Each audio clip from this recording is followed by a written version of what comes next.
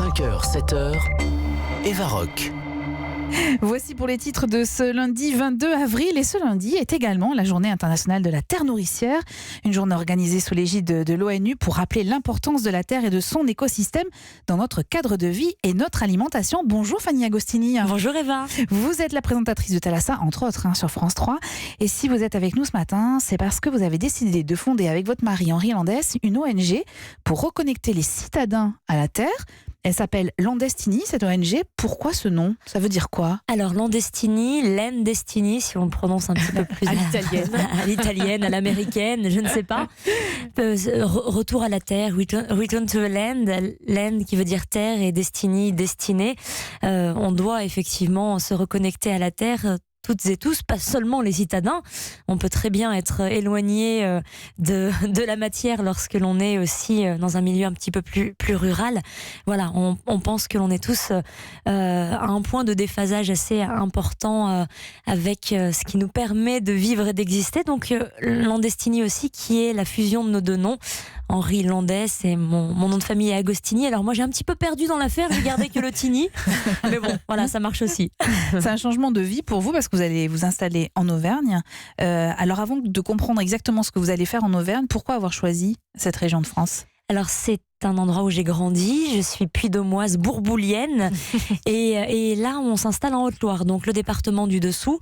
La Haute-Loire qui est un département où la naturalité est absolument fabuleuse, donc ça a été un choix, plutôt un électrochoc lorsque j'ai visité la Haute-Loire, parce que finalement je connaissais ma région auvergnate, mais la Haute-Loire est un département que je méconnaissais et réellement cette nature luxuriante m'a vraiment tapé dans le cœur. Et Henri aussi, qui est américain et new-yorkais, san-franciscain, et qui a trouvé aussi son compte en Haute-Loire en trouvant la région magnifique, qui est une région qui est passée entre les mailles du filet de l'agriculture intensive, parce que c'est un département extrêmement vallonné, où il n'y a pas de grandes étendues, donc pas favorable à la monoculture en fait. Bon, mais alors avec cette ONG, quelle activité et quel service vous avez envie de proposer et que vous allez proposer dans les prochains jours ? Alors il y a plusieurs axes de travail et de développement, notamment la sensibilisation et l'éducation à travers l'alimentation pour la jeunesse, puisque un des points d'entrée pour se reconnecter à la nature, c'est tout simplement ce que nous avons dans l'assiette tous les jours. C'est une façon de se reconnecter bien sûr avec la nature, et les enfants ont un boulevard devant eux pour apprendre aujourd'hui sur ces sujets-là, et je pense que c'est en relocalisant, vous le savez vous-même, en relocalisant notre production, notre alimentation, qu'on peut bien sûr agir concrètement, efficacement pour protéger la planète. Mais alors justement, concrètement, il y aura des ateliers pédagogiques dans la maison que vous allez monter pour ces enfants, pour leur apprendre à manger ? Alors oui, deux choses. Il y aura effectivement la ferme pédagogique à Boissé, en Haute-Loire, chez nous, et puis un travail de terrain en Auvergne, mais pas que, avec des classes que nous avons déjà sélectionnées pour les premières dans le Cantal et en Haute-Loire, qui vont travailler de manière très rapprochée avec d'autres classes transatlantiques aux États-Unis, à New York, classes aussi déjà sélectionnées. Travailler 1 an sur leur système alimentaire, faire une cartographie dans la classe de leur système alimentaire, d'où viennent les produits, mettre les mains dans la terre aussi, travailler dans les fermes urbaines et dans les fermes environnantes. Il y en a à New York, il y en a aussi beaucoup en Auvergne, et l'idée c'est que ces étudiants, que ces élèves-là se retrouvent à la fin de l'année pour échanger. Donc c'est un système de correspondance, mais plus, c'est-à-dire qu'au-delà de l'apprentissage linguistique, on va aussi sur des sujets très importants et éminemment d'actualité. Anne Le Gall. Mais vous vous êtes formée au maraîchage et à l'agriculture du coup ? Alors moi j'ai auvergnate d'origine. Moi, j'étais avec mon grand-père de mes 2 ans à mes 17 ans dans le jardin, à aussi m'occuper des ruches, faire l'extraction du miel, etc. Donc je suis pas une professionnelle, j'ai beaucoup de choses à apprendre encore. Mon grand-père m'en a appris une bonne partie, mais c'est avec un plaisir immense. Là je compte un petit peu les jours comme un bagnard. Tous les jours je me dis alors le déménagement c'est pour quand ? Parce qu'on déménage que dans quelques semaines, et j'ai très très envie, après 10 ans sur Paris, effectivement, de me reconnecter à l'essentiel. Vous n'avez pas peur que la ville vous manque ?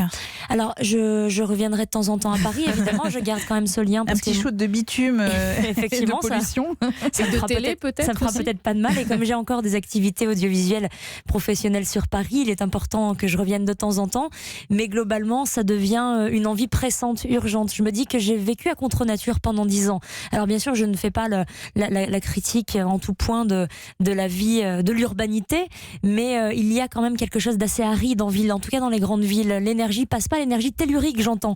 Voilà pourquoi il y a, dans certaines villes, le mouvement D-Pave commence vraiment à prendre forme. D-Pave qui veut dire dépavé. Aux États-Unis, c'est un mouvement qui commence à prendre de l'ampleur.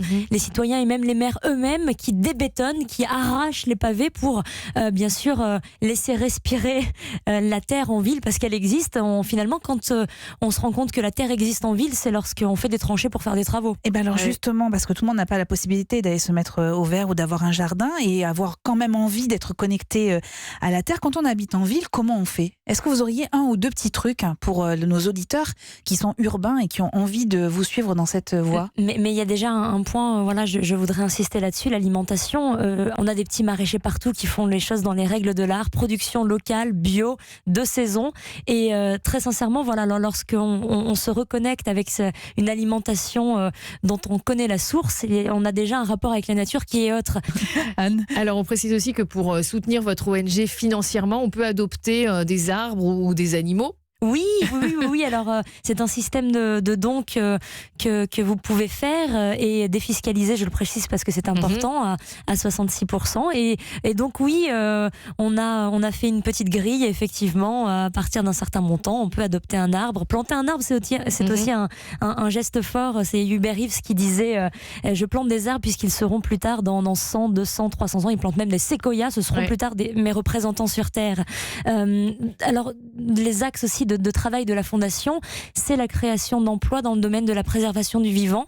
On est en train de mettre en place plusieurs incubateurs qui vont incuber des startups qui vont travailler sur comment restaurer l'environnement, parce qu'on pense très fermement avec Henri que les emplois de demain devront créer des nouveaux modèles économiques pour restaurer l'environnement et non pas le dilapider. Et il y a tout un boulevard là aussi pour créer des nouveaux métiers connectés à la terre. Toutes les informations, elles sont à retrouver sur votre page Facebook, Fanny Agostini.